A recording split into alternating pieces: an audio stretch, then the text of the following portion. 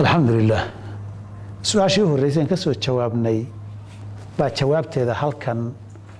iyadana laga garan karaya qofku hadii uu moodayo wali habeen inuu ku jiro wuxuu jaahil ka ahaa in maalin la gaaray cuntaduna xaraam ka noqotay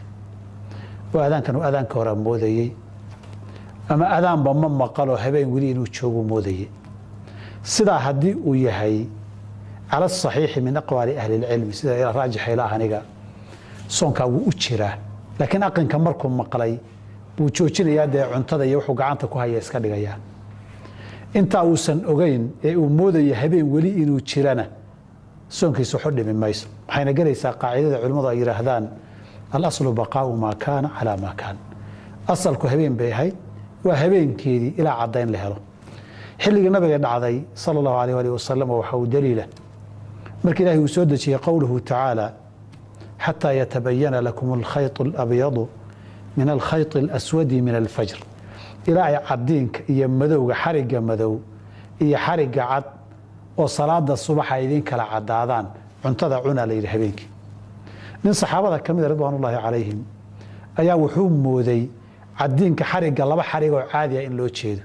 labada xarig ee loo jeedana oo tawaabari iftiinka khadka madow iyo khadka cad baa loo jeeday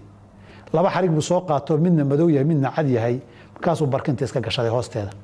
marba waa fiiriya ilaa uu kala garto uu iska cunaa de maalin bay ku noqotay muddo markuu waday buu nabigu u sheegay calayhi salaam waxaan saasan sameeyaa buu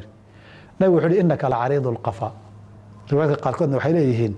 inna wisaadataka idan la ariida barkintaadu marka way weynta waxoogay yar dhoohnaan buu ku tilmaamay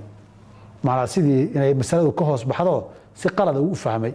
oo cirka iyo waa barigiisa barkin iyo qadaadtoona lagu ma qarinayo xarig la hoos galiyo ee xarigii uu meel khalad u qaatay ninkaasi wuxuu cuni jiray suxuurtii kadib iyadoo waagu bariyay isagoo moodaya wali habeenkii waqtigii la joojin lahaa inaan la gaarin soonkiina soo celi lama dhihin wax soo celi la yirina ma jiraan sadarteed haddaad moodaysi wali habeen inuu sii jiro oo kadib ay ku cadaatay xilli aad wax cuntay waa bari inay ahayd soonkaaga waxba u dhibi mayso wabillahi tawfiiq